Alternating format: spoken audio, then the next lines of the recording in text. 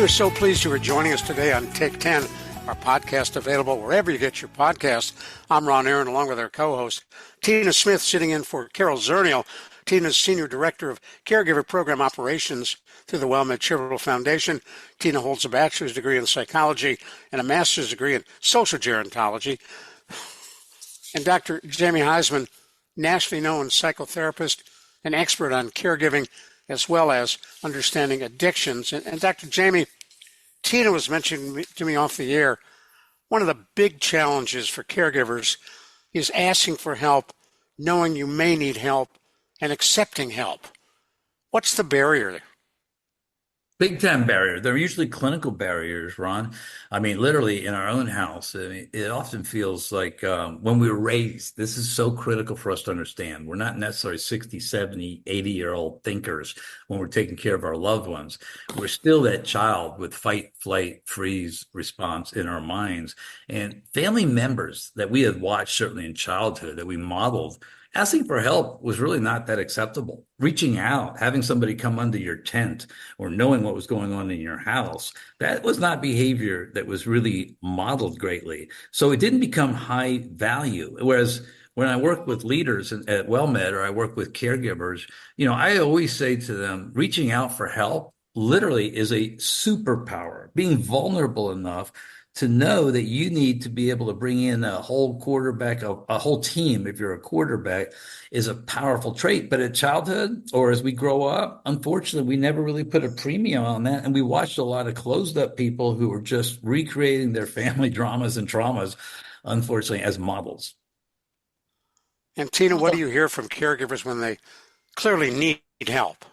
I was just going to say that probably one of the more common things we hear is that nobody is, and they may not say this outright, but the thought is no one is going to do it as well as I do.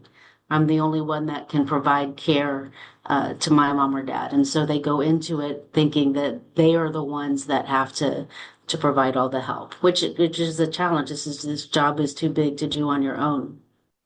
What do you think, Jamie?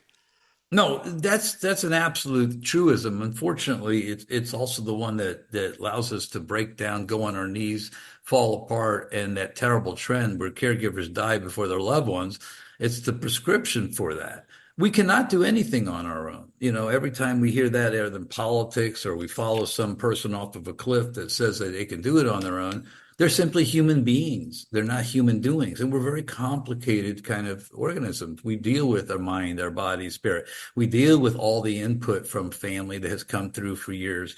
We deal with cultural issues. We may have been the marginalized kid. We may have been the hero child. So many factors go into the fact of us as human beings that asking for help and knowing that we can't be the one has to be the first approach in family caregiving.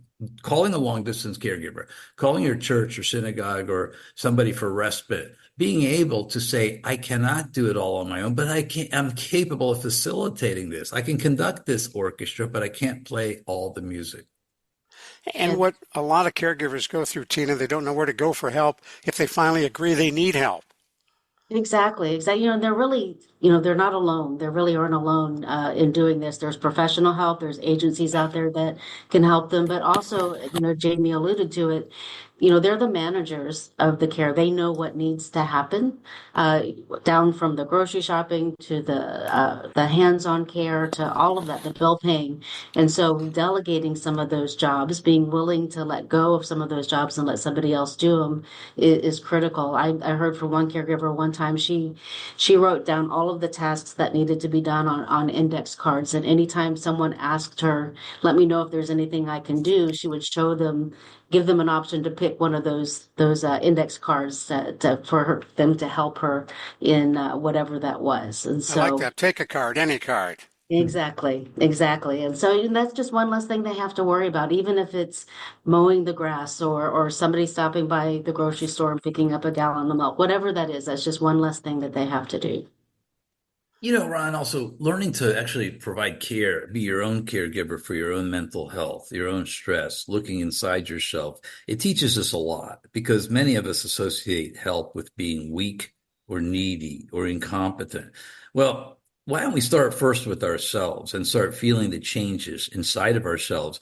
Once we actually can attend to ourselves really consciously with that intention, we'll start realizing that it's not anything to be weak, to not ask for help. In fact, it's strong.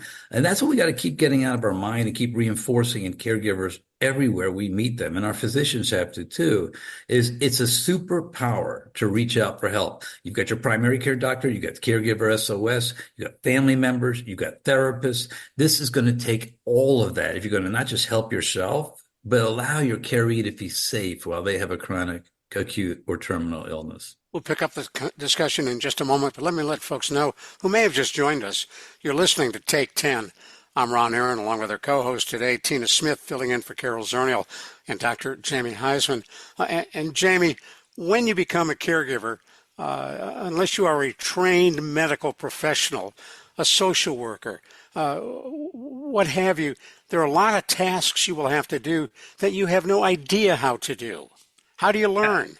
It's so true, Ron. And so, when we created Lisa Gibbons Foundation, or when, WellMed created Caregiver SOS, we found there was no education to become educated, empowered, and energized. And we're all going to be caregivers. God love and God rest Rosalind Carter. I mean, she said it best, we're going to be always either providing care or getting care ourselves.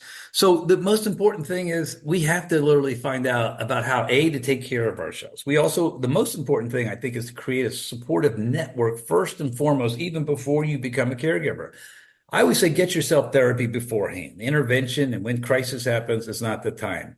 Always know to get it beforehand, to put it into that bank of resilience, but set up a strong support network before, during, and even afterwards when you're grieving, because this is going to be the basis of how we're going to not only deal with the struggles of caregiving, but also the struggles of the grief after we get done with caregiving. You can also have those hard conversations, talk to your parents or your spouse, and just know where all those, just the practical kind of things of where documents are, what insurance policies you have, what bank accounts you have. And so getting that information, or at least knowing where it is, can help alleviate some of that stress down the road. And while you're doing it, get yourself that beautiful dog that was barking behind you, because that is a neuroregulator. That would be Atticus, letting folks know that Atticus will calm my wife was walking down in the house. Your Atticus will calm you down more than you can imagine while you're asking for help and reaching out. So think of Atticus' bark anytime you get alone. Don't isolate. Go find that supportive network immediately. Atticus and me and Ron and Tina are reminding you today. Now, I know recently we talked in honor of Mental Health Month about the kind of mental health issues that caregivers face. And you mentioned get a dog, get a cat. I'm assuming there's research that shows how calming having that pet in the house can be for the caregiver, making their life easier. Without a doubt. I just have to give you one example of my daughter. I love the whole situation with my daughter dearly, and I think she's getting used to it well. But her mother and I have lived across town for some time. And I got her Bagel, the golden doodle. He's an emotional support response dog. He's the sweetest thing in the world. She goes from house to house. Guess what? He is like the transitional blanket. He's the therapist. He has allowed this journey. Everywhere she goes, so does he go. There is nothing like having an animal to co-regulate. Their neurological system calms us down. And I'll leave you with this. If you lock that dog in the trunk and you lock your loved one in the trunk and you come back 30 minutes later, guess what? Your loved one is going to stab you and your dog is going to lick you. So go get one.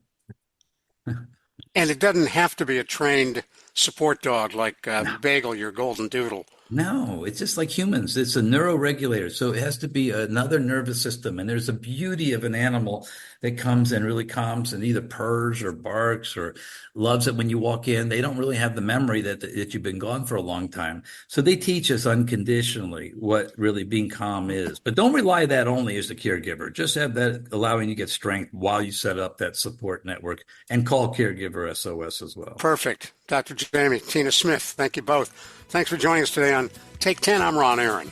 We'll do it again soon, right here on your friendly podcast.